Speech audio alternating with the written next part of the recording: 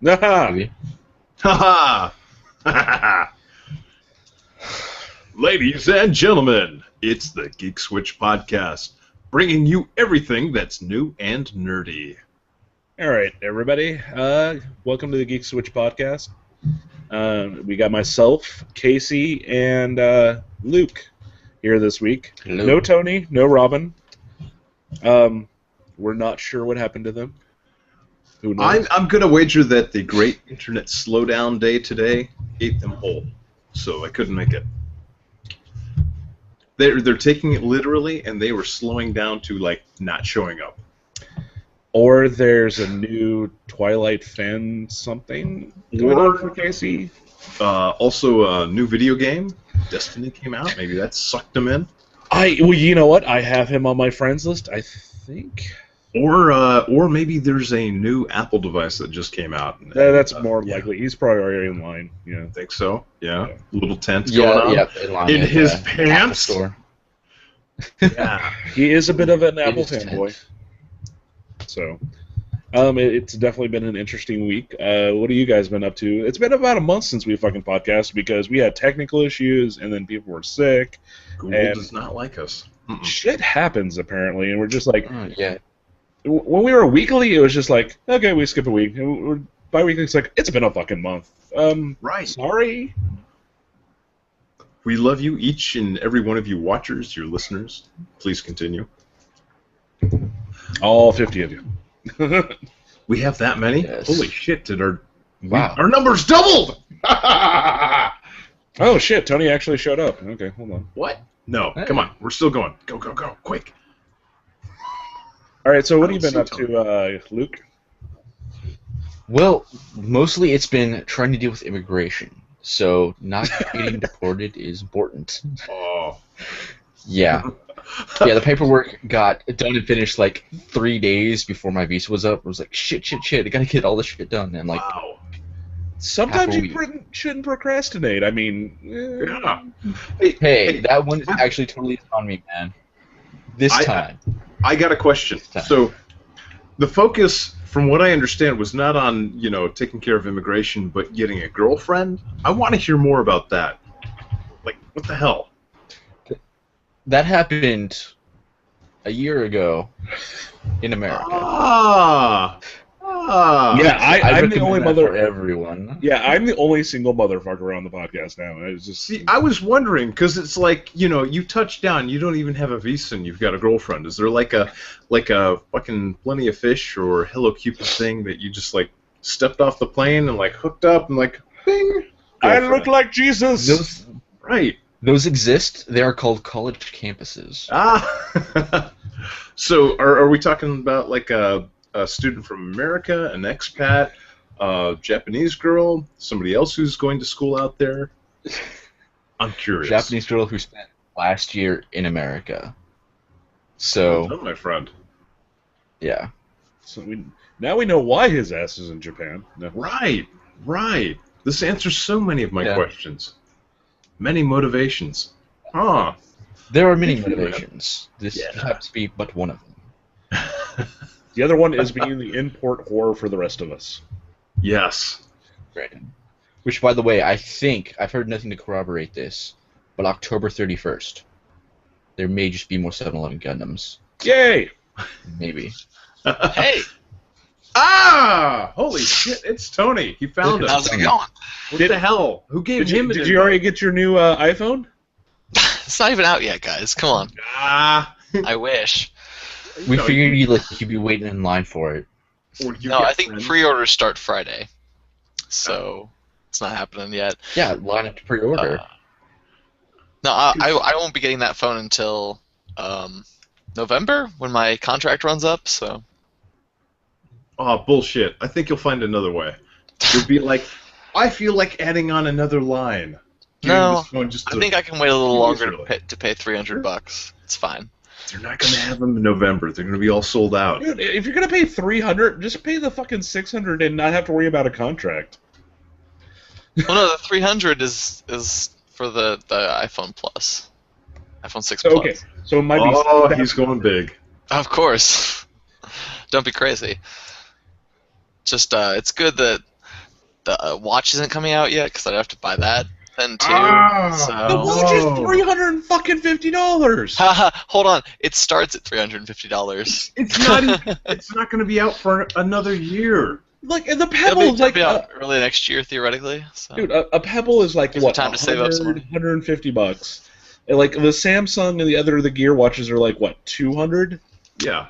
No, the Samsung Galaxy Gears are for the newest model about $350 actually. It's probably the normal price. Why? Why do you need a watch? Put up your wrists. Put up your wrists. Do it. Do it now. I do not see a motherfucking watch on there now. That's true. Why the hell do you need one in the future? Because this watch can do so much more than the watch that I would be able to buy now. Bullshit. Absolutely, it can. It can do everything your phone can, and tell time. Wait, your phone can tell time. Here's the thing. Right, but I don't want to pull out a 5.5 5.5-inch screen every 2 minutes or something. See, that's However, the excuse. That's the fucking excuse. Is like, I have this gigantic screen that I'm never going to use because I have this tiny one. I'll use it for some stuff. Yeah. But for smaller things, it'll be nice to have on my wrist. Oh, you know what? You know what they call the iPhone 6? You could just like the Samsung Galaxy 5, which came out last, 3 months ago. 9gag actually had an infographic. Yeah. It had the Nexus 4 next to it, and it's just like, welcome to 2012. Yeah. Like, really? For God's sakes, it can't even do VR, and we're going to see VR on Androids this year. Oh. So Yeah, the new extent. Samsung Note 4, you can put into their VR goggles. Yep. Use it that way. But, okay, so Apple, you finally get NFC, which, cute, nice. Sure. Nice. NFC. That's how the case works. Yeah. Bigger screen, finally, which, well, again, welcome to, 3-4 years ago? 3 Phablets, years. hello. Because, frankly, and here's the crazy thing, too, just on a side note, the processor is actually doing it at a higher resolution and then downscaling it for the screen in the 6 Plus. Well, and they've also came out and said that in all reality, and anything below, I think it's like 5 inches. If it's 1080, if it's really higher than 1080p, it doesn't matter because the human eye can't really discern it. Yeah. Like when you get to 5.5 and 6 and the bigger tablets, yes, higher resolution matters. Or the iPhone 6 Plus. 5.5 is still 1080p is still more than acceptable, and they're trying to do the Retina at 1080p. It's like, really? No, you don't. Oh, and there are phones that offer higher resolution than what the Apple Retina systems offer. There's the 4K HTC. No, it's not HTC. LG. LG. I think LG has Right. a 4K. Right. So NFC, bigger screen. Okay, so faster processor and lower power consumption. Still looking at, maybe a day's worth of charge. Still not a removable battery. Still not removable. Can't upgrade the memory. And their cloud storage is still behind what you can get on, say, like Google or Microsoft. And the fucking the 32 gig model is gone. Like, we're gonna keep the 16 gig model. Every other provider is going, we'll get rid of the 16 gig and give you a 32 gig and then a 64 and a 128. What the fuck? Really, Apple? Wait. I don't know. I don't need more than 16 gigs. I think we also need a moment of silence because it was also the official end of the iPod shuffle. Classic. Well, not the shuffle. The Really? Classic. Yeah. So their Classic finally died. how many pin? Like 32, something like Really that. sad. Their large connector. That's the end of it. So their classic iPod done. Their old connector done. And you've basically got a late to the party Android phone. I would have to say this. I would have been more impressed with the Apple Watch if it at least, even if it was a shitty camera, had a camera on it, because then we would at least have Dick Tracy level technology. See, I did want to have a camera on the watch, but what are you gonna do? Because Can't have everything. it's not douchey enough to go, how are you doing today? no, because that's BS2. Because Samsung tried that, and the idea is novel. The execution's poor. Because look, I don't think you'll never be happy with the pictures you'll get through that. And let's face it, the only pictures that you're going to take with your watch like that are fucking creeper shots. So Or really fucked you up don't- selfies? You don't need it. No. Even so, I'm looking forward to a phone that actually has a nice, large megapixel picture or a camera on the front camera, rather than these bullshit 2 megapixel, 3 megapixel cameras. You know that who's get on doing that? everything else. Yeah, Nokia is What do doing you mean, that. Microsoft? Yeah, Microsoft. Yeah. Because they also 'Cause they just know. announced today that they're getting rid of the Nokia branding on their Lumia phones, and they're getting Right. rid of the phone part on their Windows phone. So it's going to be just Windows on everything now. Frightening. But they've got this It's selfie like phone coming. Yeah, because, hey, I'm tired of taking pictures of mirrors. Take your selfie. Hey, I just don't- want to skip the middleman. I will say that the new HTC, the M8 on a Windows, part of me really wanted that. I was like, because the HTC M8 is a fucking phenomenal phone, and part of me really does like the whole Metro design. Because when I did have an Android before, like I had the Metro like UI over it because it just the tile thing does work on a touch device. It works. So let's talk about that real quick. So we've got a device that can run either Android or the Windows operating system, but still won't run both. There's no dual boot option. Have any of you used the Windows platform for mobile? Define The real used. one. Anything longer than a month? No. Not the real I've one. played with I have a friend who has one, so I've used it a little bit, but Okay. not extensively. Not in my life. It's just I had- all the phones that came out with it. I didn't like the phone. Like the Lumia was a temptation when I got it and got to see it. It's like it's fucking huge. I was like, this is overkill. I would have done the 1020 because of that fucking 40 megapixel camera on the back. That's beautiful. And look, I like taking pictures, so that would have been ideal for me. But I don't have AT&T, so they can go blow. But I did get to play with one of the low-end Nokias as one of the promos for Xbox Music. They sent me a little burner phone, so I got to play with that. Really small, really tight. It's everything I'd expect of Nokia. The Windows platform, I didn't get used to its full potential because I didn't activate the phone. I ended up selling it.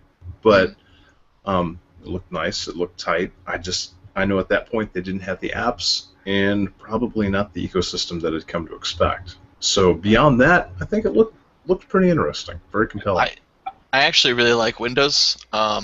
Windows on the phone, which I can't call Windows Phone anymore apparently now. Windows for your phone is actually really nice, I think. It's like you said, the real issue is the apps, the lack of apps there. I would have no problem going to a Windows Phone if I had parity on when apps come out. Like But I if mean- I didn't have to wait a year or a month or whatever. It's the same problem I have with Android at this point. I like Android a lot. There's a lot of advantages to Android, don't get me wrong. But where the apps come out first right now is still iOS. Not necessarily. true. No. I agree with Dante on that. It is getting to the point where it is becoming equal. There is still It's getting better. There is still developers that will not publish on Android or will not publish first because of the refund policy. Because if the game fucking sucks, Android users can go, nope. Yeah, that was a quiet introduction, by the way, increasing the time on that. But at the same time, there are people that develop exclusively for Android but don't develop on iOS. So There's a few. having But used none that I've run into. The only one I've ever run into that came out on Android that wasn't available on iOS, and this is the only game I've ever had this problem with, was Ingress, which is now on iOS. It did come out later, but that game was made by Google, so... And which shows them they are even willing to do multi-platform. Sure. I give maybe a year because I know the Windows Phone marketplace has like doubled or tripled over the last year or so. I think I'd give it another year or so if the new line, like the whole Windows 9 launch, if that's the whole multi-platform thing that they're trying to pull off, I think it would definitely be better. Because I know 9 is supposed to be scalable. From what I've read, is if you have it on your desktop, it will act like a desktop product. If you have it on a tablet, it will act more like a tablet product. But of course, we've heard this from Microsoft before, so we should all wait with bated breath and wait for it, But we're remember, we're also seeing we are seeing a new fucking OS from them a lot quicker than we used to, because time between XP and 7 was gigantic. Between 7 and 8 was. It was shorter, but it was still longer than between 8 and 9 now. There was that other operating system we don't talk about in between, but. No, that was between XP and 7. Yeah. Was it? Oh. It was before 7. And yet, Vista, Voldemort, and Windows 7 still weren't compelling for a lot of people to upgrade from Windows XP, which I find very interesting.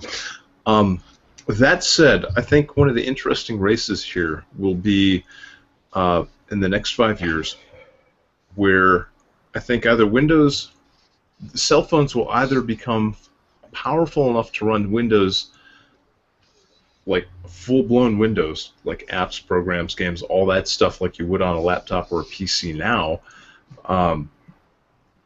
Either Windows will reach that point first, or Android will have gained enough traction in, say, like the Chromebooks to have attracted enough of the PC utility to do that on their side. From a workplace perspective, I'm not going to say which company I work for, but right now there's a couple people in the company, because I mean laptops are synonymous with IT. Right. You have to have a good laptop. There's actually a couple people using the Surface 3 as their replacement laptop and are loving it. Yeah. It's kind of scary. I mean, the first iteration was Second iteration got better. This third one is so close to a normal laptop, it's silly.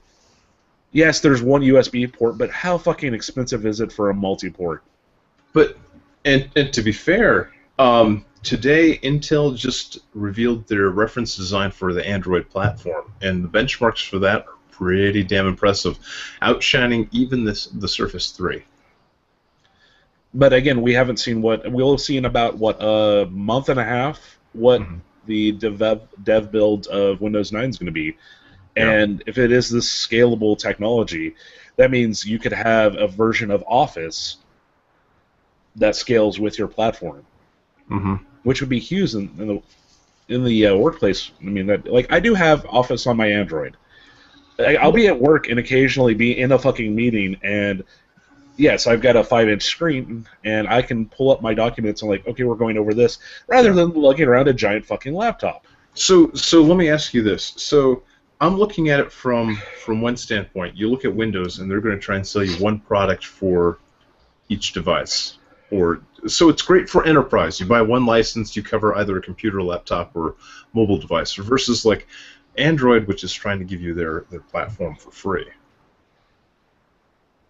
It depends on the cost of what they do with 9, because I think the marketplace is competitive enough with what Apple does with their upgrades, which are fucking free.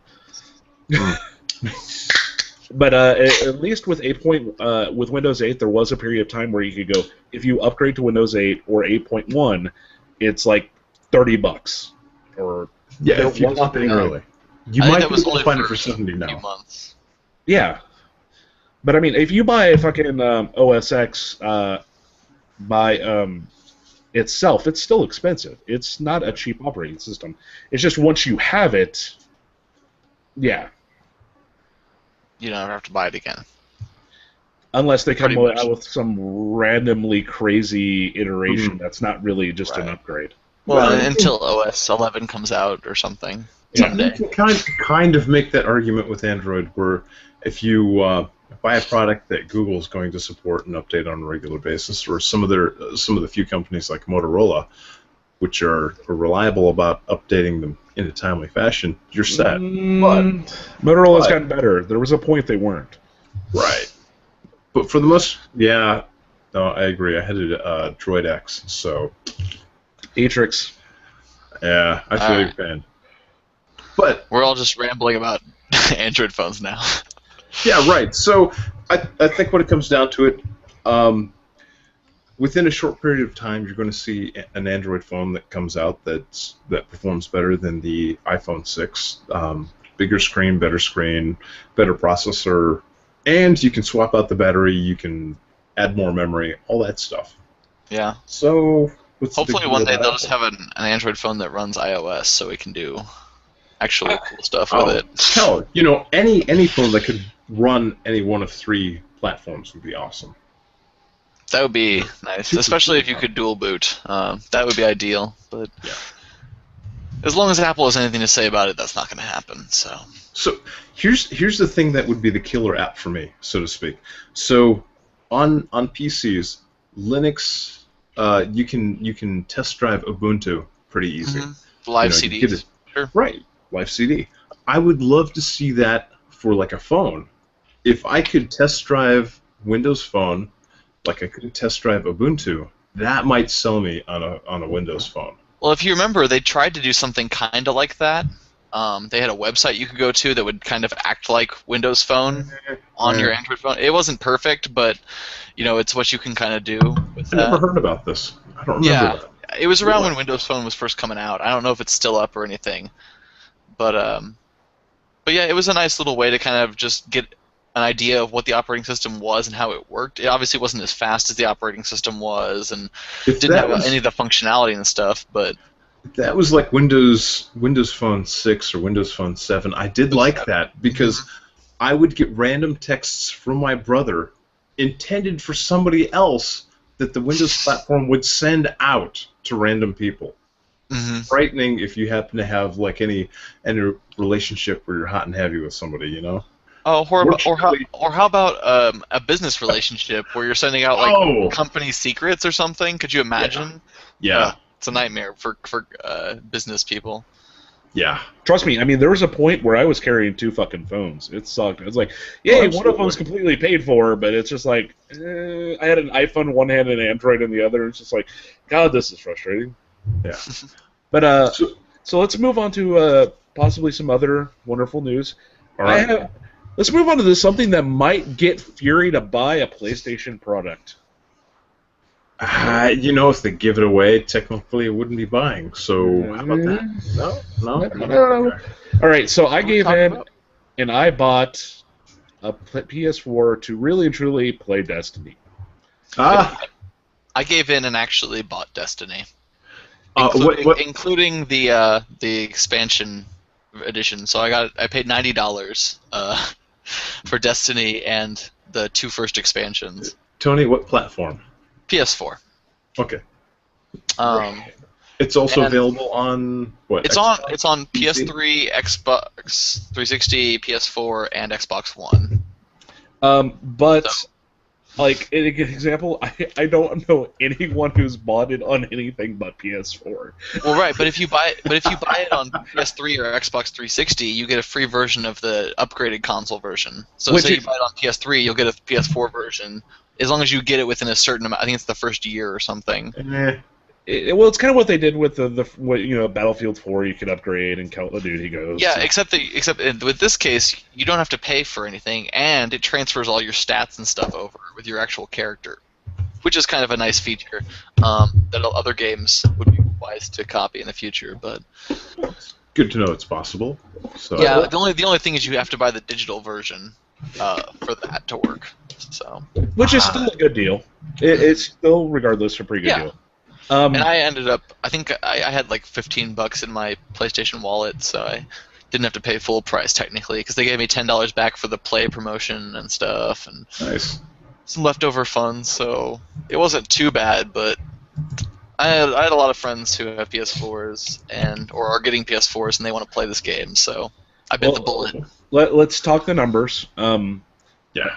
$500 million. Not players. Let's be very clear. So when I worked at It's a lot of money GameStop still. a few years ago, I got to be part of the wonderful Call of Duty Modern Warfare 2 launch, which was what, 200 million or 250 million in 24 hours. And it's like, everyone's like, that's amazing. That'll never happen again. And it's just like, GTA did pretty fucking good, pretty quick, but this has blown anything out of the water. It's like, day one, boom. Like, okay, Microsoft has to be a little pissed for not owning Bungie right now. Okay, so let's put this in perspective real quick.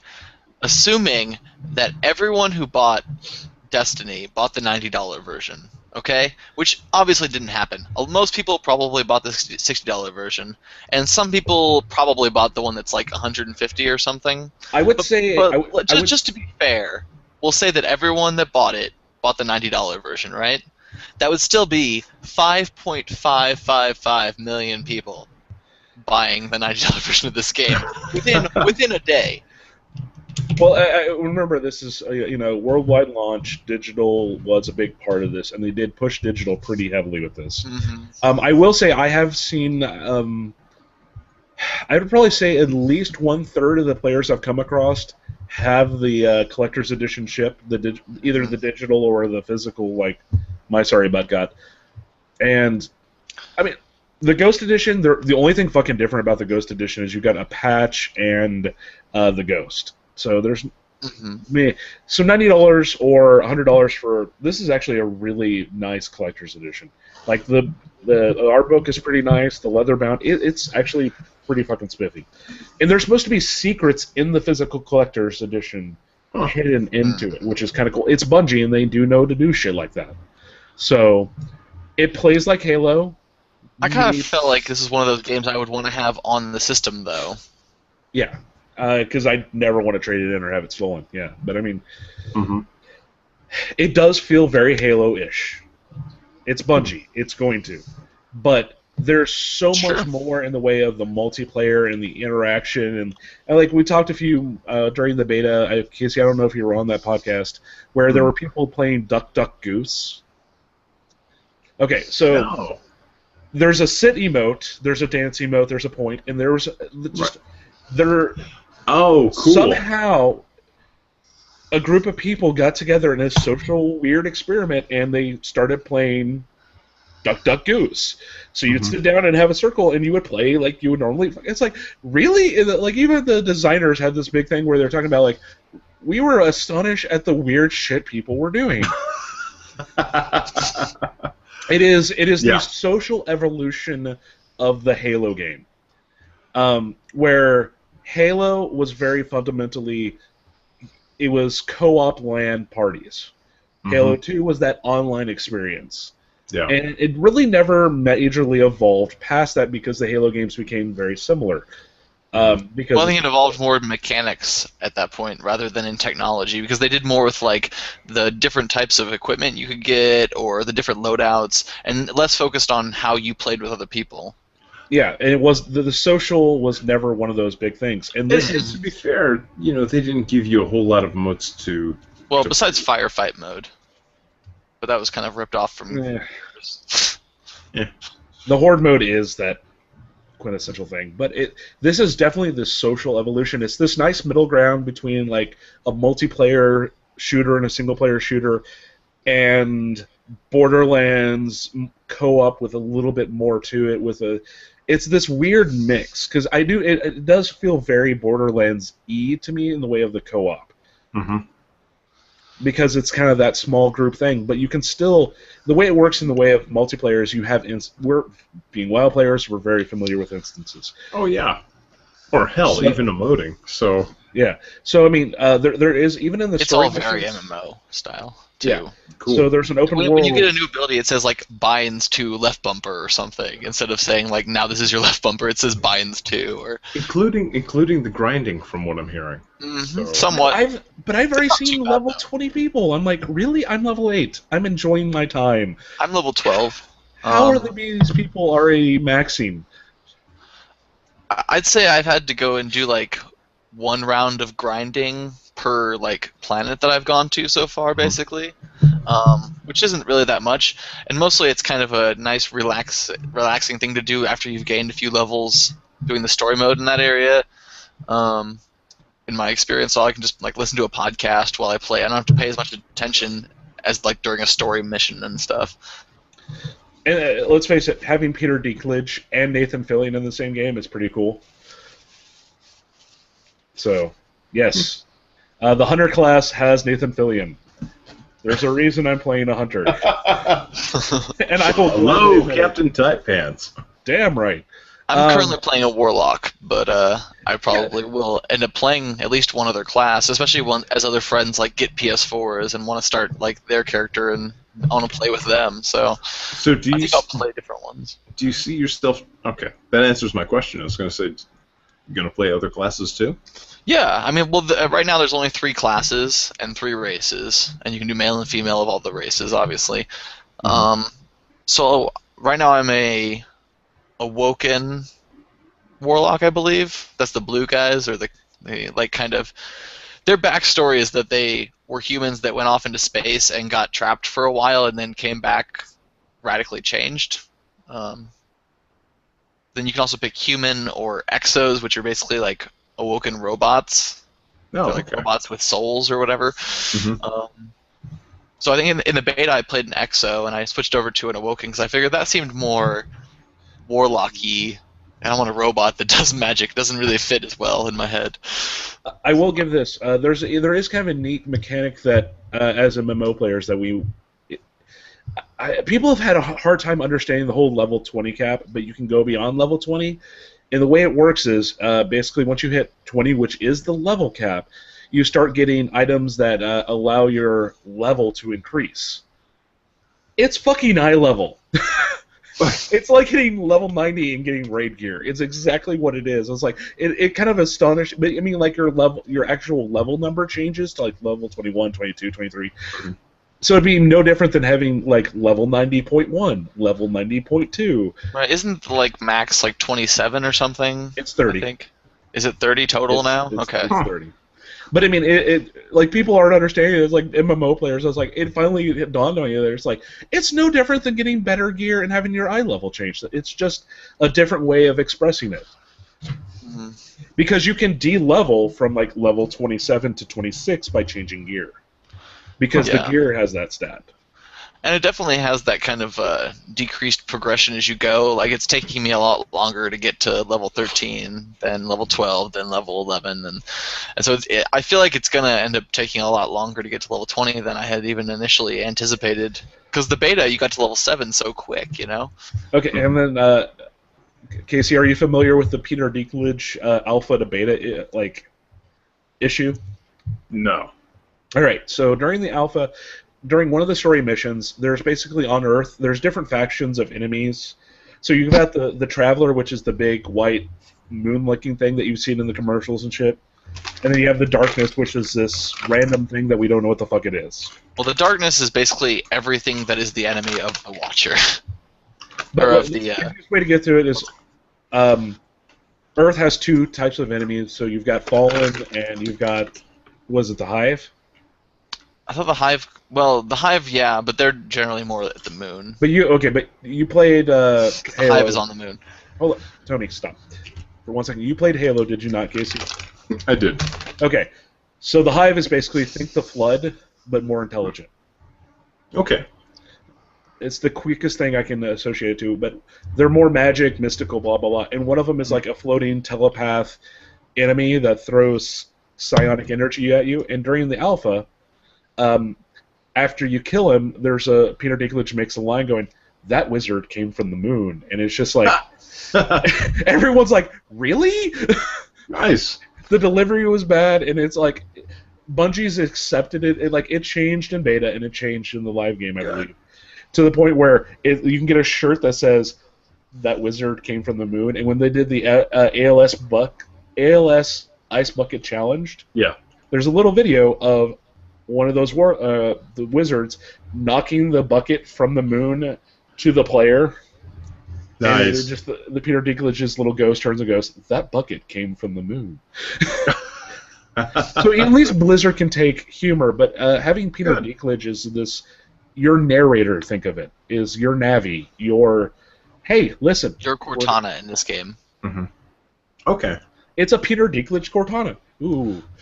Maybe the next Windows phone gets in that mode. Everything you do will be Peter Dinklage. Hey, it's nice to have options, right? But it is absolutely worth owning a console for. And let's face it, probably PS4 is the best platform for it right now. I think PS4 is definitely going to beat Xbox as far as like actual console performance. That being said, I'm also not going to throw $400 or $500 just to play a game. Wait, no, I can't say that because essentially I built my computer to play WoW, so I'm not going to throw another $500. Yeah. Anyway, but while we're on the subject, two things: celebrities in video games. Robin Williams. WoW announced, Robin Williams in WoW for the new expansion. I guess the game files have already been leaked, and you can see the Robin Williams tribute, him as a genie, in-game for the Draenor expansion. Yeah, he gets the awesome thing about that is he gets his own little island that has multiple references to him. Cool. It's a tiny little island that has Genie, Mrs. Doubtfire, and Mork, and Robin the Entertainer. Very nice. He was a professed Battlefield player. Yeah. And a big World of Warcraft player. Yeah, and I think I like this more than Developer Island, quite frankly. So, and in the grand scheme of things, this is all digital. I mean, nobody bought property and set up a monument or anything, so it's pretty easy. But that being said, well, they still had to dedicate resources to someone programming that in, though. Absolutely. So they're putting some money towards it. It's nice of them. And it's not like just anyone gets in there and anyone gets honored. So I think. It was a very nice gesture on the part of Blizzard, especially in recognizing that a lot of people feel this way about Robin Williams. So I think his death really impacted me, but I mean it impacted a lot of people. Like the death of Robin Williams is like the death of Santa Claus. I mean, the guy didn't do any ill on anyone. I mean, the last icon to die, I would argue, is probably Michael Jackson, and he was a kid toucher. So, with the bad comes the worse, alleged kid toucher. But Robin Williams didn't have that controversy surrounding him, and he did so much to try and help other people. There are a lot of stories about the goodness that he brought, both to professionals and to people in charitable situations and just random strangers. I don't think anybody's. I haven't heard a Robin Williams story where he's just like shit on somebody. I've heard about that about Bruce Willis.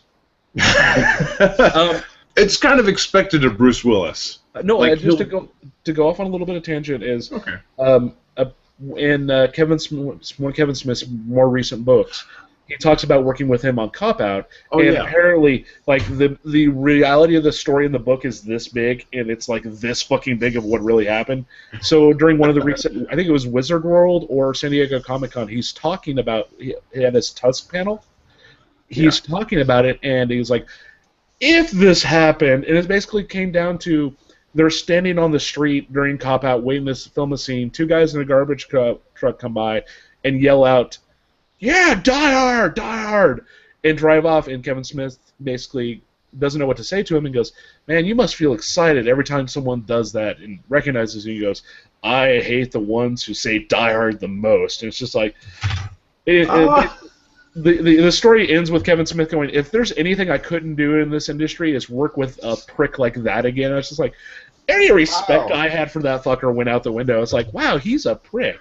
That's interesting because he tells a story about his work with Bruce Willis and Tracy Morgan in one of his nights with, Kevin Smith. Yeah. Which didn't sound quite that bad, but maybe this is a story more befitting a panel versus like something with a wider audience. Okay. Apparently, the reason there's not more of it in the book is it was getting close to lawsuit territory. Oh, well, yeah, he does have an image, whether it be bad boy or good. Yeah. But I mean, you hear about football players hitting their wives. You hear about all these other celebrities doing this terrible shit, but you never heard anything negative about Robin Williams, except for occasionally he was a little creepy in some of his movies. Because like 1 Hour Photo, amazing movie, fucking creepy. And if there's anything that he did, it was more towards it wasn't, I think, to anybody outside of his personal sphere. So, drugs, alcohol, substance abuse, that was all, himself and probably the people that were closest to him. But I've never heard a story where he's treated somebody poorly. I've heard many where he's treated people well. A lot of essentially nobodies, like casts of movies which you wouldn't expect to start as to even acknowledge, little personal gestures here and there, upcoming comics, charitable events, USO, things like that. I mean, essentially a great man. So it's nice to see some recognition in something that we do recreationally, because we're not seeing it anywhere else this far out from his death. And something that he would have cared about so much too. Oh, yeah. Yeah. He would have. He's probably up in wherever he is, being like, "That's cool, that's awesome. Damn it, why can't I play?" Okay. There are two fun Robin Williams things. Is if you've never seen his USO, go look up on there's a video of USO, and Reveille happens during his set. Yeah. And like everyone just turns and does Reveille, and you just see him stands up and turns. Yeah. Yeah, it's just like. He's like, what the hell? It's like everybody's ignoring me all at the same time. What's happening? Should I run? Yeah. And this is a video that was just recently released shortly after his death, which, it seems like that would have been like a very personal, very memorable moment to a select few, and they just happened to get video, and they were like, holy shit, I've got this. The world needs to see this. And then the other one is there's interviews with him telling how he would screw with people while playing Battlefield. You'll have to tell us more about that one. That was just like, wouldn't that be fun? Just playing, and all of a sudden over your ear here, wait, what? What the? Could you imagine the mindless jabber of Robin Williams in your ears as you're playing Battlefield? Or I only want to play Battlefield that way. Like I have enough problem with like the girlfriends of these players like chattering on like they're the ones who's doing the killing when it's their boyfriend like slapping your ass all over the place. And to be fair, it could be some legitimate girl gamers, but for the most part, just dick dudes with their dick girlfriends trolling people. Yeah, I'd rather have Robin Williams. Yeah. Well, guys, I gotta get going. I'm glad I could stop by for a little while, but unfortunately, my schedule is super busy right now. Well, that's good, because we're going to talk World of Warcraft, Warlords of Draenor. Oh, perfect! Yay! Well, you guys have fun. I'm glad I could see everyone for the show. Hurry up and get in line for your iPhone. God, I wish I had time for things as stupid as that right now. We wish you way too much schoolwork. So either you show up at the next podcast with it, or don't show up at all. So you don't want me on the show next time? Is that what you're saying? You're fired, Tony. You're fired. I'm hurt. You know it's not happening. God damn it! Now we have to redo the intro. Well, Tony, what phone do you have right now? Maybe I could replace. I have an iPhone 5. Okay. 5, right. Just 5, not 5S or anything. Just 5. So you're gonna go out and get 6 Plus. Very nice. Yep. Good upgrade. That's the plan. Welcome in to November. Welcome to the Boy Phone Club. So yeah, you're gonna like it. They're huge. They make really large, inappropriate bulges in your pants. You're gonna love it. Well, I have nice large monkey hands for it, so it'll probably work better for me having. Right now, I actually don't have too many problems with the iPhone, but it could be bigger. Right. My hand can always be bigger. Is that you saying it, or maybe your girlfriend saying it? Oh, damn! Holy crap! You do have big monkey hands. I told her this is my. I mean, look, like my hand could be my phone. My fiance would actually prefer. Shack. She would prefer if I had an Android phone, but Yeah. Why is that? Huh? Make your woman happy. Has an Android phone. Happy wife, happy life. Right. It's okay. We can be a dual operating system household. It's fine. Which is funny because I'm sure if you got a Windows phone instead, she would just like leave you at the drop of a hat. I'd leave myself. I don't need to tell you anymore, Tony. I would probably have to kill myself. But it's fine. If he loses his girlfriend, he still has MIDI. Right. And everybody loves Canadians. I had forgotten. Canadians love everybody. And you'd have Tim Hortons, and you'd have Cole. I thought didn't Tim Hortons just buy Burger King? No, Burger King bought Tim Hortons, so now Tim Hortons has gone to the shitter. Yeah. Well. Yeah. So. It's a little piece of. All right, guys. All right. Well, I will hopefully see you next episode. Bye, guys. Man. All right. Bye. Okay, so Warlords of Draenor. Let's do it. Let's face it. Throw it out there. What do you got? The 10-year anniversary of WoW is coming up, and it's going to start Oh, right after Warlords. So it's going to be level 90 to 100 and 100 content. The raid is going to be level 100 and it's Molten Core. Jesus, coming Level full circle. 100 Molten Core. This reminds me of the what was the raid? Oh shit, the dragon. Get the whelps. What was it? Oh, Blackwing. Yeah, Anixia. Blackwing. Anixia's Lair. Yeah. God. It's Anixia full all circle, over. man. But you know how many people love that and still fucking run it? Right, absolutely. It's a lot of fun. And unfortunately, a lot of people who fuck it up can probably handle the whelps at this point. But I liked it for what it was. It was nice to like come back and be like, oh wow, the memories. But oh man, to do like vanilla content again, man, I don't know. And it is limited. The fact that I'm very surprised that they're making it. I thought that they would release it in October and have it be that gap to the upcoming content, but it's going to be post item squish. It's going to be post tank stat changes. Yeah, they're reverting a lot of stuff back to almost vanilla level. It's almost WoW rebooting. I feel torn on this because it's like Anixia's Lair. It's like Naxxramas. It's it gets better though. Right, but it's kind of like this is for the people who weren't there at the beginning. Okay, I get that. For the vets, they might be able to go, well, back in the day, blah blah blah. And on a personal level, I'm just kind of like, I've been there, I've done that. It feels lazy. Hold on. It feels lazy. I'm not gonna lie. Remember, this is still for. It is a limited time. It is a special thing. But there's two other things that they're doing. First off, Flaming if you log corgis? in, Burning corgis. Molten Yes! corgis, Burning corgis. and then of course South Shore versus Torren Mill. Yeah. That alone, they could have just said, "Fuck it, we're not going to do Molten Core." I had the pleasure of being on a PvP server during that.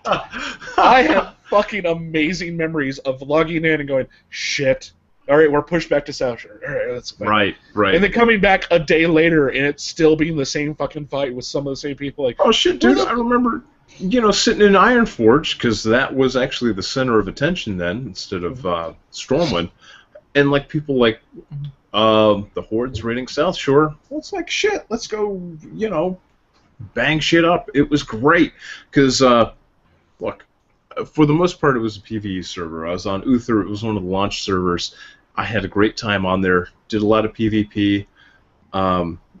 Even more. Well, okay. To be fair, I did a lot of PvE. PvP. Being a Shadow Priest, my appetite got wet. Because being a Shadow Priest back in the day was being a badass. yeah, well, at least you had a class that could have fun. I was a fucking paladin. Yeah. I played a warrior too, let me say. And, Because being a tank just blew. there's a song, if you go out there and find it, it's called MC Raiders, and there's a point in there going, like, there's a point during the song going, "I'm gonna go Ret," and they're like, "Hell no!" Ret was a fucking joke. Yeah. Hey, go listen to it. It's absolutely funny because you'll go, "Oh, attunement. Yeah, I remember attunement." Attunement, getting the priest staff too was a fucking beast. Yeah, a lot of good memories, a lot of bad memories with vanilla. So, But from my experience with the beta, because I have at least had a little bit of time to actually sink into the beta and compare it to live, because I haven't been playing live, and I've spent the last couple of weeks playing live and the beta and comparing them and going, there's so many wonderful things they've done in the beta, like pruned fucking abilities that don't need to be there. Okay. The stat squish, so it's like you're doing hundreds upon damage and 1,000 damage, and it's not just like it's respectable numbers again. Because I gotta say, WoW was really overdue for pruning some abilities because, frankly, there's not enough space in my bars. I've only got enough room for my 12 most important spells. Frankly, that's all I want to prioritize on. The last time I was thankful for something like this was when they disabled down ranking. As a healer, I hated it, but as a player, I was like, yeah, get rid of that stuff. I got way too many spells. I don't want to have to deal with all that. At the start of Miss, I hit that because I actually got to do a little bit of normal rating in Miss, and I hit the jaded button. I was just like, I'm done with this. It's just bullshit. There's other stuff coming out that's going to be fucking amazing. Right. Star Wars is coming out. Hell yeah, Star Wars. And then Star Wars led into Final Fantasy, which Final Fantasy still, I think, is one of the best casual. I would say WoW covers casual and hardcore. Final Fantasy XIV covers casual into light hardcore, and WildStar is just fucking hardcore. There's the dungeons will rape you in WildStar if you're not prepared. Yeah. And WildStar's already having to nerf stuff, and like we're gonna do mega servers. We were gonna do mega servers all along. They're already having to make compromises because it is too hard. It is vanilla hardcore. It's 40-man fucking raids. It's I will say this: when I was playing vanilla, truly an instance could take you a day to clear. Sunken Temple, I hate that place with a passion. Oh yeah, because not just getting a group, but getting a group, traveling there from Ironforge, having people drop out because you're taking too long, going back to Ironforge, not like having to run back or fly back to Ironforge, and then take the person you found and run their ass out there, almost you were lucky enough to have a warlock to summon, was a fucking beast. And it was long. Apparently they're doing something to shaman totems. One of the... For summoning? Ish just messaged us, don't forget the shaman totems. I have no idea what they're doing with shaman totems. I don't know. On Twitter? Yeah. So maybe they're doing something to shamans too. I don't know. They're probably doing what they've done in other expansions, and they're totally fucking them over. So, hi, Stoney. Who we are this close to dragging back in? Come on. Really, Stoney? No. No way. No. He's got a wedding. He's got a life. He's got a professional occupation. So do I. So do you. I think Clark's idea is a good idea to be casual. Just casual enough to. Oh, and that's the other thing I've come across. And this is the interesting thing. No. Time out. We got to go back. So, one, Ishrak, I know you're listening, so give us some more details on what we should talk about on the totems, because I don't know. Two, I am actually looking at coming back, and here's the thing that will make that happen or not happen. I got to figure out where I'm going to take time from in order to dedicate time to. So, one, I'm thinking of quitting Facebook because I hate people. I'm discovering that discovering people's politics. There's a lot of clickbait on there. I don't like that Facebook aggregates my feed. So, like, if you're paying attention to Ferguson and you only get your news through Facebook, you got it like a day or two late, because the aggregating system on Facebook delivers things kind of. Well, they've also proven Facebook increases depression. Yeah, or if they're controlling your feed, will make you happier, but they're controlling your feed. So I don't need that. Plus, if you have their app, they're doing some really hinky shit with that. So overall, I don't feel bad about leaving Facebook, other than it reminds me of people's birthdays, anniversaries, and different events that they're doing. So as long as I can organize events and get a hold of people that way, I'm fine. So yeah, goodbye Facebook, hello WoW? Maybe. Now, okay, there is, as for rating, I'm starting to experience this because I'm so far behind in Ogre Marso and the live servers. I'm having to do LFR, and LFR fucking sucks. It has always sucked. Let's face it. It's never been really a great idea. But there's so much cross-server stuff now. You can do Flex, and you can do Flex cross-server with. There's a add-on that lets you basically do Raid Finder for Flex. Right. Yeah. And I think Flex is becoming the new normal. Okay. So it basically it's LFR will still exist. There will be normal, hardcore, and mythic. Oh, interesting. So Flex currently in Mr. Pandoria becomes normal. Normal becomes hardcore, and mythic is 20-man. Dude, God, why do that shift? I don't know why. I think it was the fact that it's easier for 2 10-man groups. No, I mean as far as names, just mythic. I think it might play into the Diablo weird. I think they just okay, never mind. They want to do that weirdness. Okay, so I do like the idea of flex raids and Well, it solves one of the biggest issues we had in Big Crits, where you would have to sit people. Right. But here's the other thing too: is that I don't believe that they can scale encounters that well, because there are factors that they can't account for, such as space and movement, little things like that. And I think people are going to min-max that as well. Yes, but I think for more of a casual group, it's not going to be an issue. And the other thing is it doesn't work so well in Mista Pandaria for that reason, but Warlords was designed with that in mind. But I will wager there will be some world firsts that involve min-maxing raid sizes, not just composition, but the actual size of the raid. Possibly, but I mean that happened back in the day, anyways. Because remember, you used to have before they put a cap on Bloodlust. Oh yeah, stack chamois or whatever's appropriate. So yeah. So I mean, it's always going to be there in the game, but Mythic is set at 20. The Mythic difficulty is specifically tuned to that, where battle reses are on more of the flex-based system, where it's time-based, not encounter-based. Ah, okay, interesting.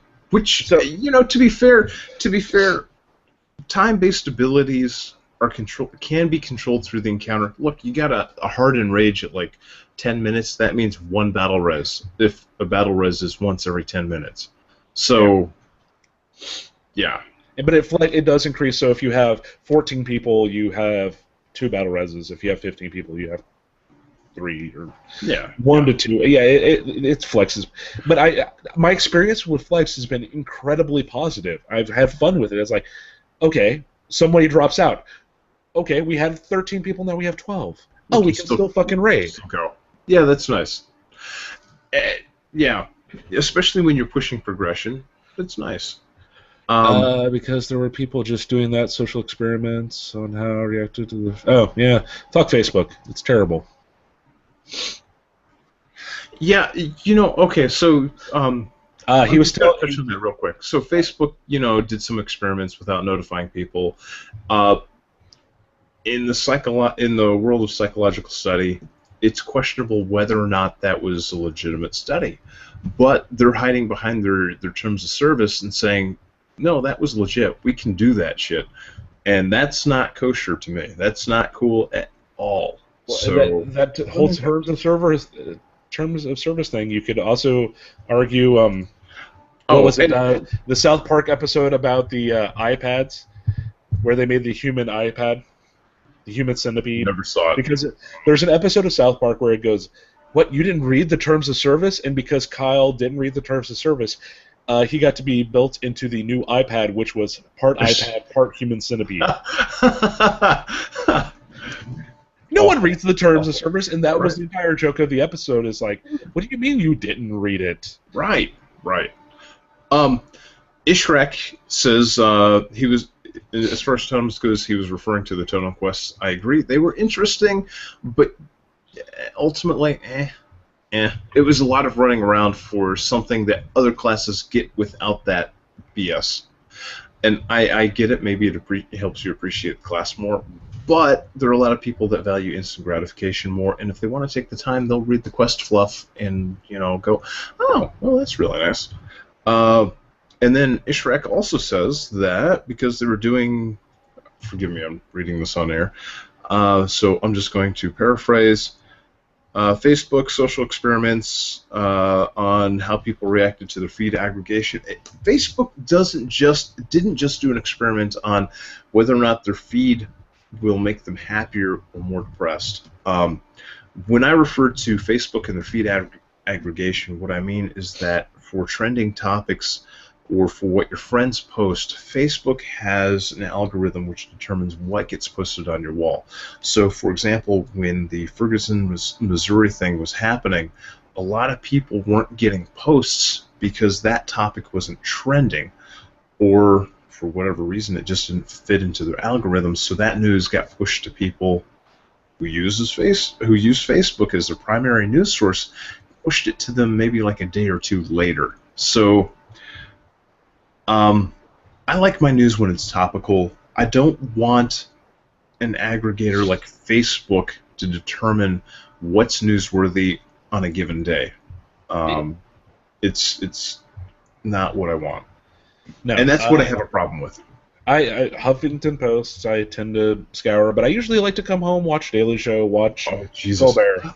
HuffPo, by the way, has been pushing a story about a guy who claims to have invented email, but has been categorically and undeniably been proven a fraud and a shyster. And this is the guy that's currently dating like Fran Drescher or something like that. Someone's dating Fran Drescher? Right.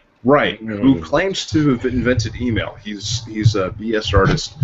And anyway, the HuffPo is saying, like, the articles that they published is on their blogging side, blah, blah, blah. We're taking them down. But they have a couple other interviews, and major news outlets are pointing at HuffPo as their source for this information. But it's some dude trying to rewrite history. It's like, really, what? No. Hey, I've got a bridge to sell you. Yeah, Raytheon, thank you.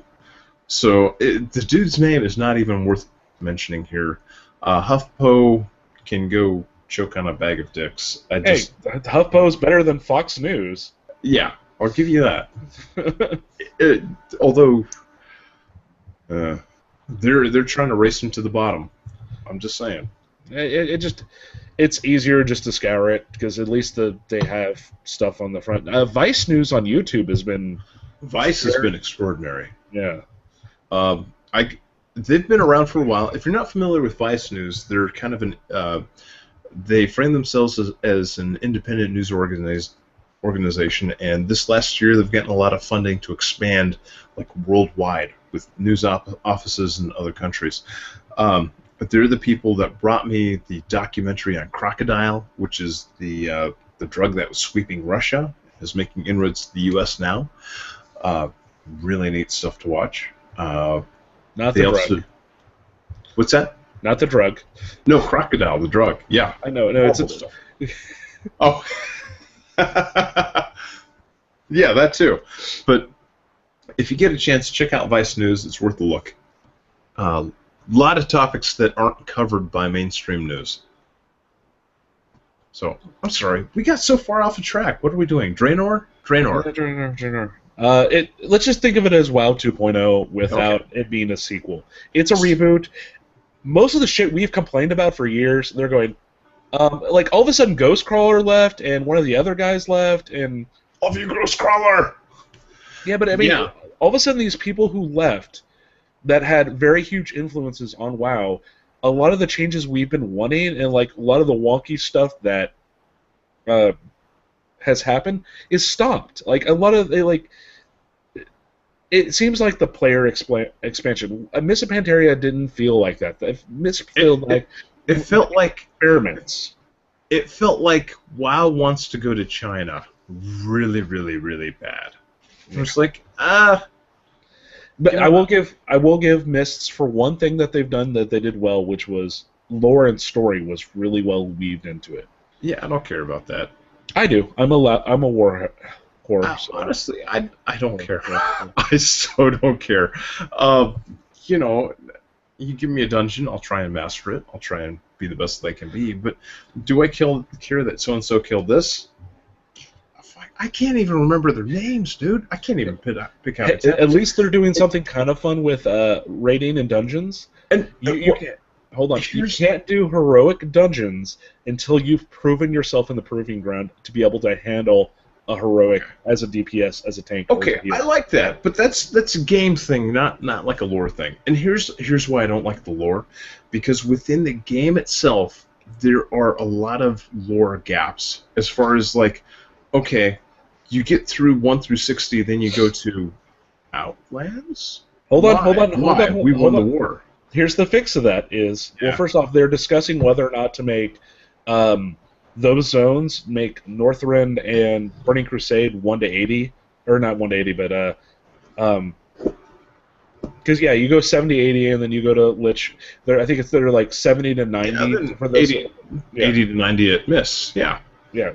So basically, you could either do Northrend or Burning Crusade to lead into Mists. But it still leaves the problem with lore, and that's why I'm not a fan of lore. And here's the argument for that: Warlords of Draenor involves time travel, which we know exists, because basically, if you watch the little intro cinematic that's been shown, it changes one of the most pivotal moments from the original Warcraft. So. Think of the Star Trek reboot where Spock and Nemo go back. So they could argue it is alternate timeline shit now. They absolutely could. And that's why I don't like lore, because a lot of the lore that we've in pop culture, a lot of the lore that's been built up as canon has been chopped off at the knees. You look at the Star Trek, oh, we're going to reboot it. You look at what's another good example? Star Wars, Superman, Star Wars. There's a decade of canon that's been written by authors that spent a lot of time building universe with the blessing of Lucasfilm, just to be like, we sold to Disney. So, but I mean, every medium does that to a certain degree. Right, which is why I don't care about lore, because in the grand scheme of things, nobody cares. Because if it doesn't satisfy the current need, they will just tabula rasa. We're going to wipe it off the table. Here's the thing: like, there is a decade of storytelling for Star Wars that was literally just done like that. Oh yeah, we're doing movies. That never happened. But but the flip of that is. The shit that they're doing now is so fucking amazing, and what J.J. Abrams is doing makes up for the shit that Lucas had control of, too, because there was some shitty-ass books. Right. I'm sorry. They dropped a moon to kill Chewie. Right. It's just... They did stuff in the books that needed. This is why I don't like lore, because it's constantly being rewritten. It's not lore. It's whatever serves the purpose at the moment. It'd be like... I think they're trying to tie it more into the movie. To take something that I love and to change it so drastically would be the equivalent of taking, like, the Torah, the Bible, the Quran, and then just saying, like, you know, that stuff that you've been... The Bible's been rebooted? Come on! Yeah, but the Torah and the Quran? No. The Bible, to be fair... There are as many different variations of that as there are words in it. I'll give you that. Are we talking about the Utah Bible, or are we talking about... Okay, so if you took like the Torah or the Quran and did a reboot of that, then yeah. So it might happen in 1,000 years. In the grand scheme of things, when I play WoW, I'm playing WoW to play a game, to either socialize with people or to do really well at something I enjoy. The story or the reasoning behind... Explain magic to me. No? Okay, I just cast a spell. That's a game mechanic. I'm fine with that. But like the lore behind it can be changed at a whim, and it's not worth me memorizing or spending the time to read it, because people will change it just 'cause. That's what pop culture has taught me over the last decade or two. At the same time, for me as a lore, I enjoy, even if it's rebooted, I enjoy it because it's another view on the same thing. Sometimes it's better, sometimes it's worse. Like the new Total Recall. I think it's a better movie. The new RoboCop. Why not? But why not call it like something else and just say, this is similar to Total Recall, but we're going to call it Bob's Story. But at the same time, the same stories that get told over and over again. They just get. You're right. They get told over and over again. They're just called something else. I'll rewatch the first movie. I Am Legend is a good example of it. It's been told multiple times under different titles. I think it was like The Tomorrow Man or something. But to be fair, different titles.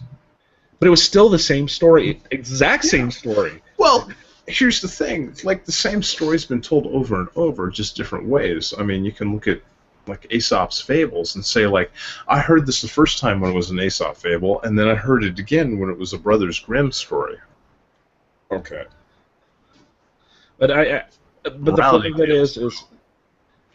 flip of it is I do seeing a character and go, I understand why that character's here in this raid.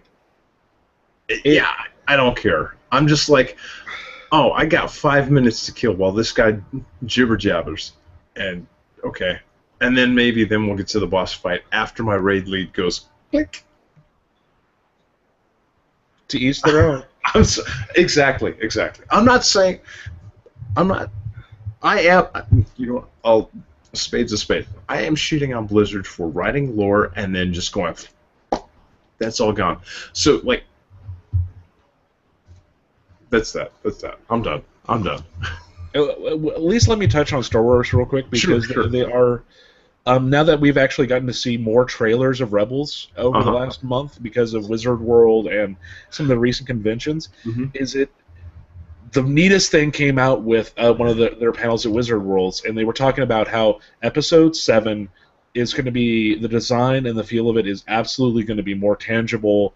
There's even a story about Kevin Smith walking up on the Millennium Falcon fucking dock, getting to walk on the Falcon. That they built the fucking Falcon. Right. And why wouldn't you? Because Lucas loved fucking blue screens. That's why. Yeah. And one of the things they started talking about Rebels is a lot of the show Rebels is absolutely influenced by the original concept art for Episode 4. And you look at one of the guys that looks like the bounty hunter guy actually kind of looks more like how Chewie was originally supposed to look.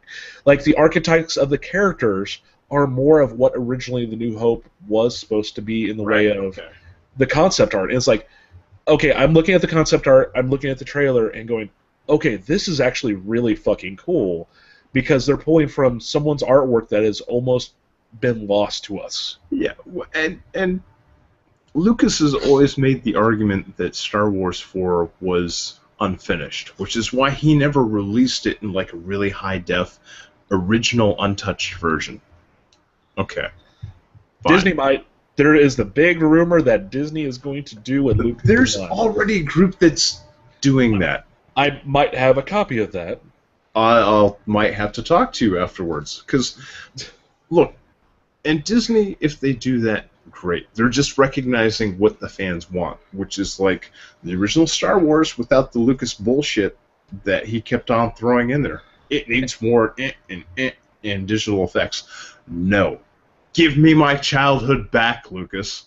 But that's what JJ is doing. Is the fans want good Star Wars? They want good old Star Wars. They want Lucas not involved, which they finally got. But the screwy thing is his daughter, who did a lot of Clone Wars.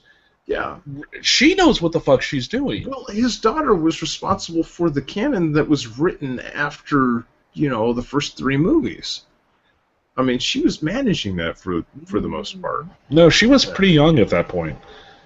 No, a lot of the books that came out later when she was. Yeah. Well, there was a point where they established a 3-author rotation and multiple sets of books a year that really tied well. That's when they started hitting the New York bestseller again.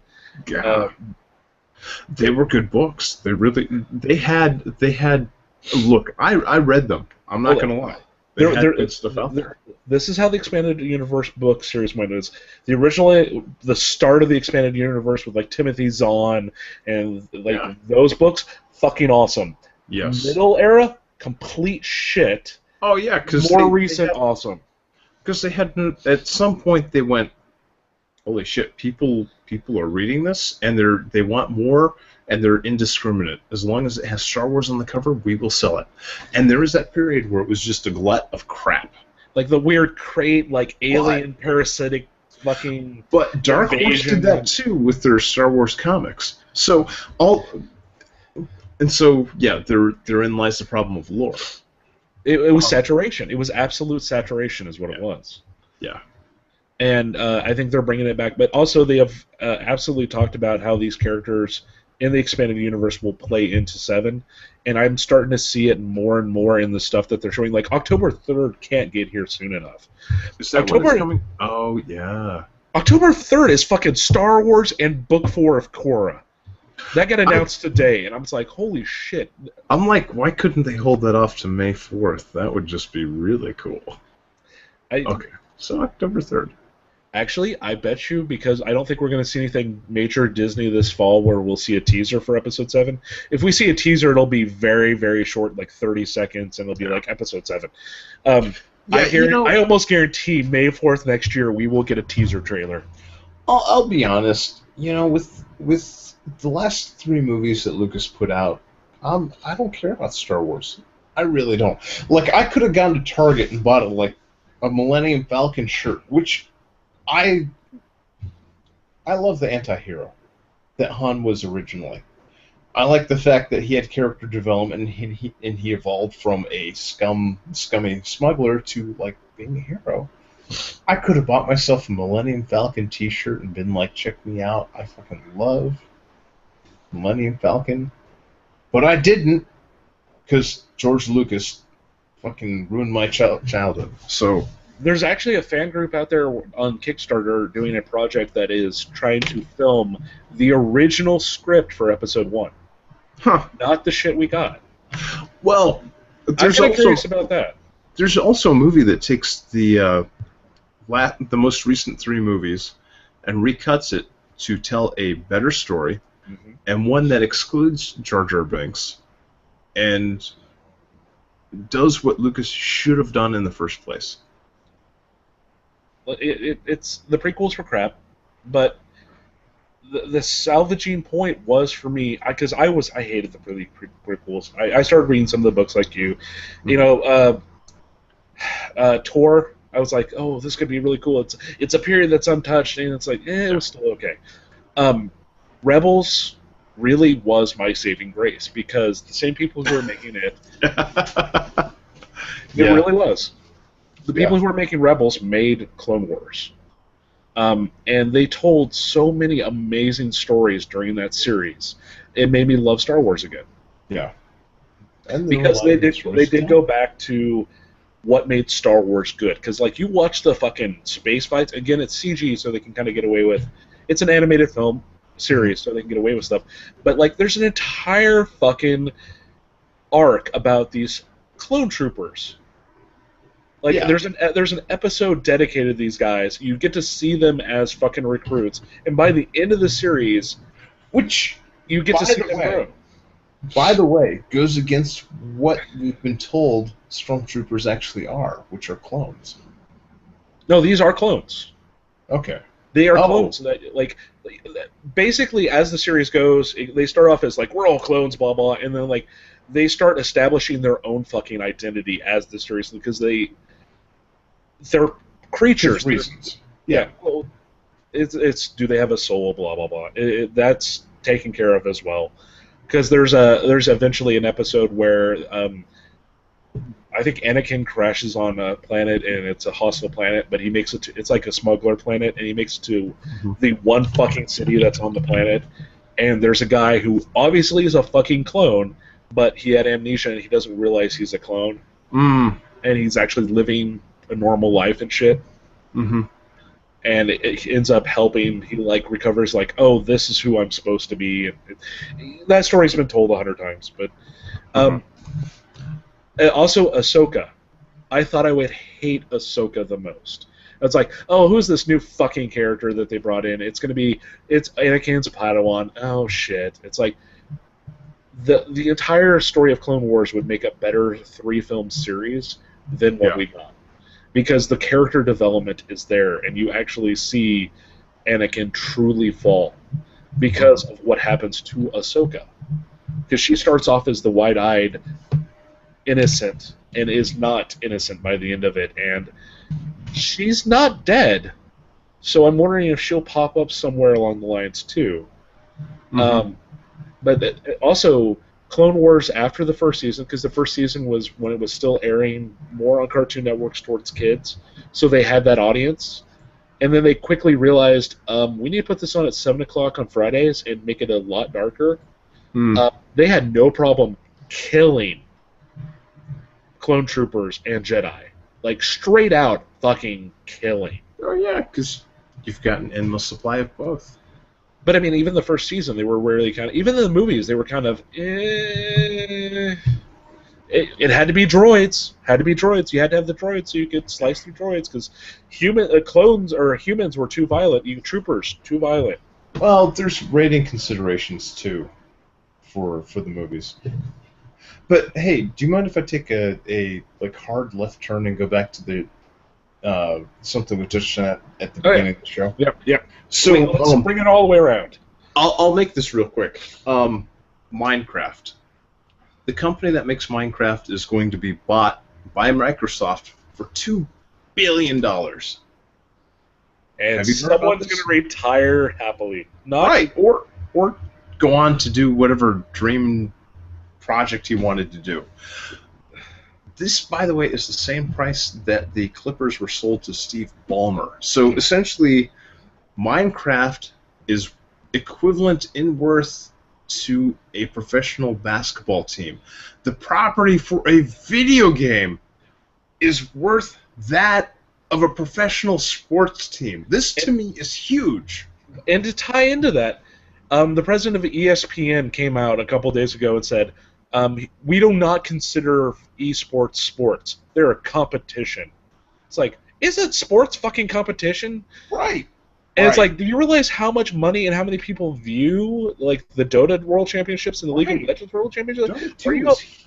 Oh god, it was gigantic. There were more people watching Dota World War II than there were fucking baseball games. And I would, if I were on their side, on the sports team side, I would make the argument like, well, that was a one-off event. There aren't as many Dota 2 competitions as there are like professional sporting engagements. Like, okay, NFL, we got like 16, 24 games, whatever they're doing now. Dota, it's just one game, and it was the first. So that's why they had a big turnout. Second year in a row. And League of Legends, it's on their third or fourth year. It's like, I'm sure they'd make the argument, okay, so you had your Super Bowl equivalent and you had a big turnout. Whoop-de-doo. But I mean, even the regional shit that you see in the small tournaments, the population on Twitch, that's why I think Amazon went, the money Twitch is generating is insane. By the way, I don't know if you saw this, but Google was kind of hemming and hawing on that because they were afraid of a monopoly concern if they picked up Twitch, which understandable, but very interesting politics as far as why Amazon ended up with Twitch and Google didn't. Very fascinating to me. The insanity is the company behind Twitch had another thing called Justin TV, which was a live streaming, vlogging kind of thing, and they're like, they shut it down. Like, nope, fuck it, the gaming thing is making us money. Yeah, completely forgotten. It's like Twitch. We're just Twitch. And it is the smartest, and I think that the president of ESPN is so set in his ways. It's like fucking politics. Like, you don't need a 90-year-old fucking senator. I mean, if he's gonna throw the company. So I'm gonna pull back the curtain and say, so nowadays, as far as like development goes in Silicon Valley, it's not so much the product that's being made as much as the pivot.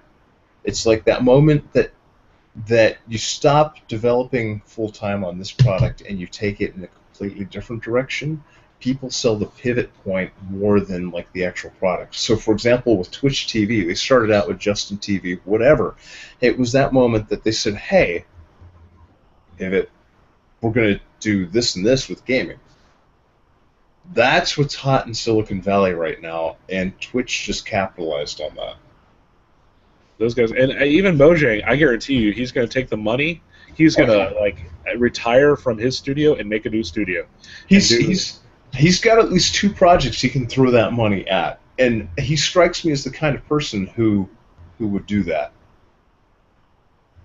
And to be fair, he originally wouldn't have considered this until he started working with Microsoft on the implementation of Minecraft onto the Xbox.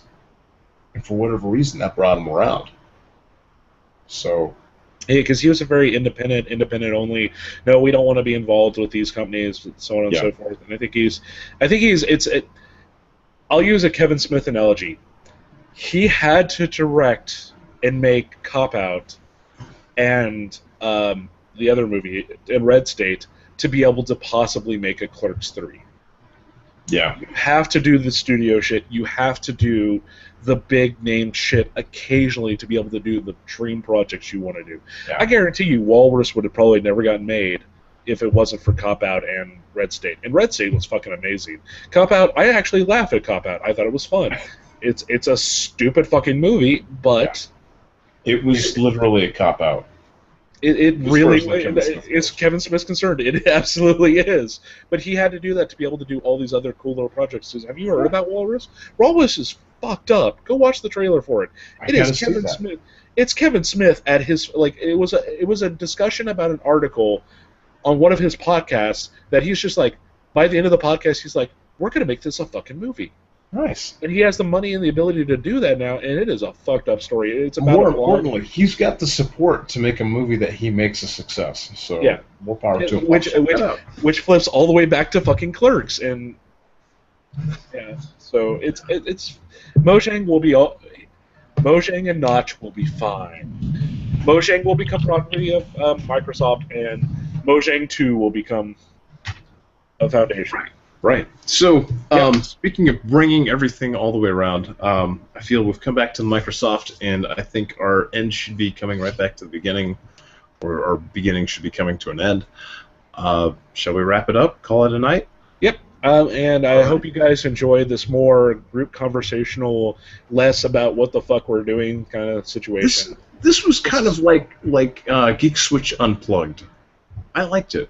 I think this is more kind of where we're going to lean towards. Yeah, if you like this, we'd love to hear from you. Either yes, no, maybe. Just more give us a Fury little feedback. Yeah. More Naked Fury. Literally more Fury. I can do this topless. Bottomless. I do it bottomless anyway. Yeah. See, that's the entire reason. I have your attention. Now we need to that's the. I'd hate to say it, but that is one of my damn intentions of wanting to reform the Ray team, and I'm glad Blark stepped up and goes, "You can come here. We'll have a home here." It's no pants rating. No pants rating. Oh, I can't transfer the army. I've got to drop what $90 for Draenor and $15 a month for. On my pants. Why are you going to get the collectors? Is that why? Yeah, probably not. I don't care about mounts. I don't care about pets. Okay, so then you're only spending $50 for the expansion. You get a free level 90 boost with that, which is a $60 value in its own right. Yeah, I wonder if I can sell that because I really don't care. It's mid-tier. Yeah. You never played a monk. Fucking boost your monk. There you go. I don't care about monks. I mean, I care about Rotund because that's salty. That's my boy. That's my bro. Other than that, I don't care about monks. I don't care about pandas. This is the scary thing is I am absolutely considering playing for the first time ever in 10 years not maining a paladin. Hey, I gotta say, I'm back there with Furioso. I'm gonna play my priest. It'll be hey, I've always said priest is a perfect class. I'm gonna fucking heal you bitches. Is what I'm gonna. Yeah. I'll melt faces. No. It's just remember. I will say. I remember I got kicked off the raid team because I was a shitty healer. So it's like I'm gonna play a priest. God damn it! I will say for the beginning of the Lich King expansion, I tanked as a priest. Like as a disciplined priest, I was able to get aggro, hold aggro, and stay alive to anything that couldn't do crushing blows to me. It was awesome. I was a god. I will give it this what it is. I was absolutely casual, like super casual before I came to Big Crits. So I went from not like super casual rating to going, hey, you're gonna heal, and I'm like. So and that's why I came back as a better DPS. It was that entire. I had to be accustomed to the culture. Like yeah. we were lucky to fucking hit the boss by the end of the expansion, not like. We have to do this in 2 weeks. Yeah, I would, and I'm looking forward to raiding with Blarg again. I just don't know how soon I'd transfer over from Senjin because that's where everybody's mothballed. Yeah, and for me, well, at the same time, is you don't. That's the nice thing about the Connected Realms is, as soon as I finish this phase of my legendary, I'm going to race change back, so I can continue in. We don't even have to, as long as you're the same, as long as you're a Horde or fucking Alliance, you can still raid cross realms, and then when the expansion finally hits, then we can do all the server transfer. So it's not like for me, it's not like $60 up front where I'm like shit. Yeah, or I might pick another fucking class and go, I'll just go to your server, make a new fucking class, boom. Like to me, it would be beautiful if Blizzard would say like, okay, you pay $15 a month. Once a month or once every 3 months, you get a free server transfer, a race change or whatever. I would love that. That would blow my mind. I think it'll come. I think it really was because there are a couple other companies that do that. As you know, their subscription numbers dwindle and they become more desperate to hold on to people. But for me, within the next month, I'm throwing maybe $65 at Blizzard. Why 60? Because the expansion. 50 for the expansion and then 15 for a month, and that's a lot of money. I mean, realistically speaking. It is and it isn't, because the argument on that is that this is the argument I've always had for the $15 a month thing. Is first off, if you do 6 months at a time, at least you're only paying 12. Is how fucking expensive is it to go to a 2-hour goddamn movie in 3D? Right. So, and that's fair. That's fair. But it's also, $65 all at once versus like, a movie like every other week. Or going to a movie every week. Which is the summer. Dude. Yeah.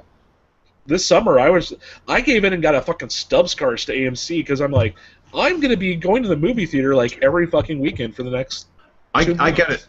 I gotta get this out because frankly, and baby, if you're listening, earmuffs. I fucking hated Teenage Mutant Ninja Turtles. Fucking hated it. Hated it. I went in with such a shitty expectation. I did too, and it still disappointed me. It sucked shit. If I could get my money back, I would. Oh yeah. But here's the thing: is if you Michael Bay could keep it if I could punch him in the butt. If you saw the concept like of the alien Ninja Turtles with the fucking ninja with the machine guns and shit, a little bit recently, I was like, I'm kind of glad at the movie now because at least there was moments of the Ninja Turtle movie that made me happy. Moments like when they're kids and Leonardo flips. Hold on. When they're kids and Leonardo takes the pizza and flips it up and starts katanaing the pizza and one piece falls on Splinter, that is absolutely out of the 90s movie. Yeah. Oh, don't get me wrong. They managed to cram all the classic lines in there. Like, who the fuck says Cowabunga, dude? I mean, not even Bart Simpson does that anymore. Or did you catch when they're running on the rooftops during one of the scenes and it's the opening from the 80s cartoon? I was just like, okay, there's enough little nostalgia things that kind of balance out everything else that's shit. And it's just like, okay, as a bad movie, like to rent, it's absolutely worth it. If you're a Ninja Turtles fan, just to watch how bad it is, because you know what? It's still not as bad as Transformers 2 or the third Ninja Turtles movie. Or to be fair, G.I. Joe as well. So yeah. All of them which have the taint of Michael Bay. So, as well as like Lucas, Michael Bay needs a good punch in the balls too. Yes-ish, you can if you can use your boost on any brand new character on any server. Sorry. Answer to a question? What is Yes. the question? The question was, can you use the boost if you're starting a new turn on a different server? So, I mean, that's what I'm actually planning on doing. Is I think if I go Hunter, I'm just going to go, hey, Blaric, here's your server. I'm going to make a new Kierwin. I'm going to boost the Kierwin. Gear me, bitch. Okay. I like that. That's a good thought. And don't get me wrong, I have thought about like bringing Toon over, naming it Furioso, and starting it over, but I'm attached to the original Toon. I know the difference. Me and the Toon, we got a history. So The new models are fucking like I actually want to play North now because it doesn't look like shit. Well, they will be in the patch. They will be. Yeah, I think they actually are going to be in the patch. The pre-expansion patch. When's the patch? Do you know? It started on PTRs this week, so. Okay, so soon. All right. I think it'll drop in October, maybe. I'll try and get my projects done and free up some time and stop Facebooking and all that stuff. Because you realize if you come back, all you have to say is on Twitter, "I'm officially coming back," and all these like. I'm not even going to say that. I'm just going to pop up, and for the people that kept me as a friend on Real ID, they'll know.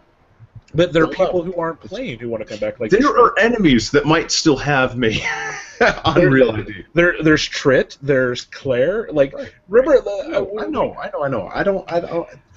don't want to raise anybody's hopes in case I just finally go, I got to study. I don't have time for this stuff. And it does happen, but that's the nice thing about being more casual. And the flex rating is, okay, Fury can't raid for a month. Okay, we have 12 instead of 13. I still have to talk to my girlfriend about this. She might say, "Are you fucking crazy?" No, I'm not gonna lose you to that game.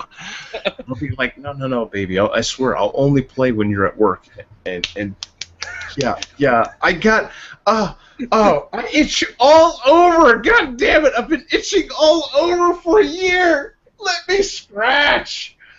Yeah. So there's that. Anyway, let's wrap this up, and I can agonize it on my own time. I'm Furioso. You can find me on Twitter at not Furioso. You can find Geek Switch on Twitter at what? Geek Switch.